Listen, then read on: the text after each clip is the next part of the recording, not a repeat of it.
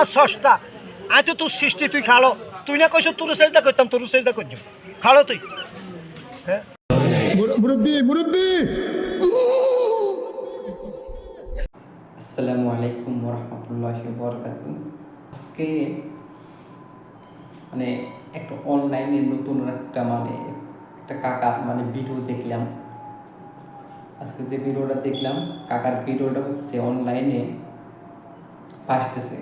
আর কাকার আসলে ভ্রমিত ধরছে নাকি কাকা আসলে বুড়াকালে শয়তান হয়েছে কিছু আমি বুঝলাম না।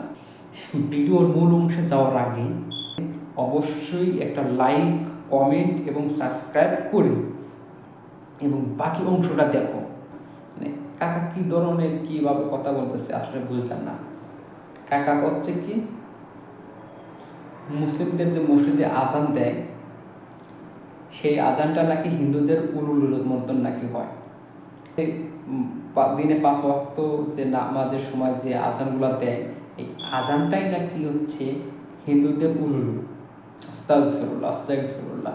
আসলে কাকা কোন বেসিকে কথাটা কইলাম আসলে কাকার কিছু বুঝলাম না।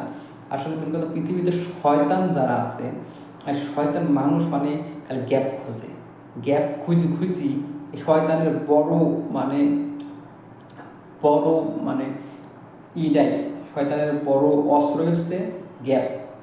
এই গ্যাপে সব কাম করে। আসলে সে কাকা হল মুসলমান। এখন কথা হচ্ছে কি, আপনারা একটু দেখেন আগে কাকার বক্তব্য, তারপরে মন্তব্য করেন। তোমার আজান আর ইন্দুর লুলু এক, মাইকে আজান দাও আর ইন্দুর লুলু এক। মুরব্বি মুরব্বি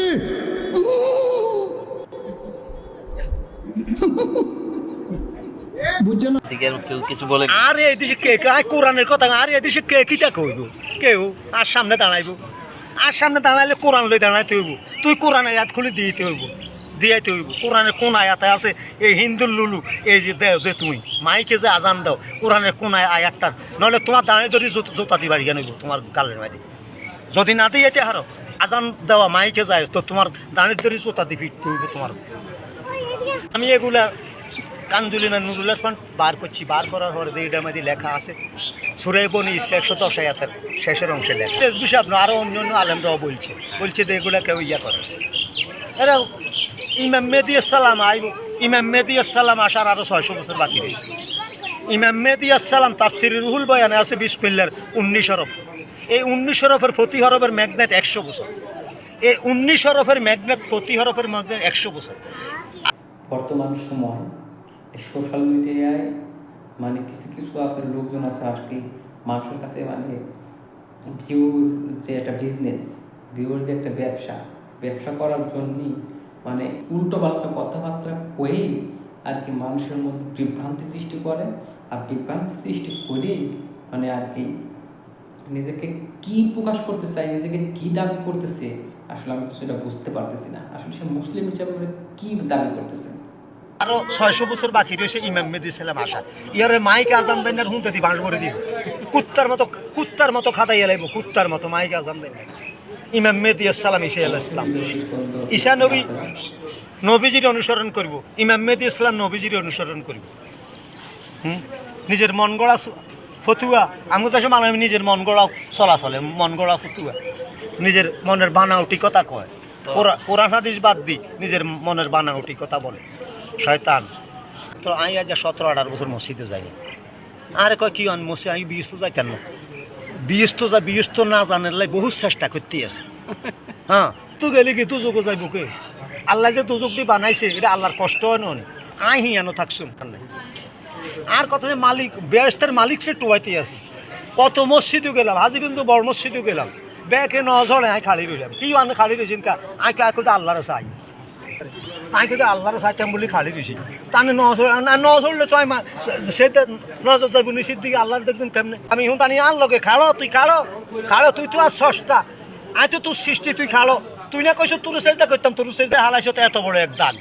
কপালে দাগ লাগিলে ছাড়বে না নামাজিরে হাসরেতে। যেমন আনছো তেমন দিতে হবে আনামতি বস্তুটারে। আল্লাহ কয় খালাক আল্লাহু আদম আলা সুরতিহি, ও তোরে বানাইছি আর সুরুদ্দি তুই বানাইছ তো আজ সুরুটটা তোর কুত্তা সুরুত বানাই এলাইছ। সূরা বায়ানা 6 নম্বর এত শেষের অংশে আছে। ভিডিও তো অবশ্যই দেখলেন, কাকার কথাগুলো দেখলেন, আসলে কাকা কি বোঝাতে চাইলো, আসলে কাকা কি বলতে চাচ্ছে আপনারা অবশ্যই দেখছেন। আমার বাংলাদেশের আলেম সমাজের কাছে আমার মানে জানতে ইচ্ছা করতেছে যে আসলে যে কাকা যে কথাগুলো কইছে কতটা যৌক্তিক সহকারে কথা কইছে, আসলে কাকার কথাটা কতটা মানে যুক্তি আছে, কাকার কথাটা কতটা মানে ভিত্তিপূর্ণ, এই কথাগুলো আমি বাংলাদেশের আলেম সমাজের কাছে আসলে জানতে চাই। আর সাথে সাথে আমি এটাও জানতে চাই যে কাকার যেভাবে মানে ইসলাম বিদ্বেষী কথাবার্তা মানুষের মধ্যে যেভাবে বিভ্রান্তি সৃষ্টি করতেছে, এই বিভ্রান্তি সৃষ্টি করার কথাবার্তা করার কারণে আমি কাকার যে মানে একটা স্বাস্থ্য হওয়া উচিত, আমি বাংলাদেশ সরকারের কাছে আবেদন করি যে এই ধরনের যে সকল মানে মুসলিম বিদ্বেষী, যেটা মানুষের মধ্যে মানে বিভ্রান্তি সৃষ্টি করা, একটা ধর্মের মধ্যে বিভ্রান্তি সৃষ্টি করা, এই ধরনের মানুষকে যেন যেন আইনের আওতায় আনা হয়। আর আমার ভিডিওটা যদি অবশ্যই ভালো লাগে চ্যানেলটা অবশ্যই সাবস্ক্রাইব করে সাথেই থেকো এবং বেল আইকনটা বাজায় রাখো।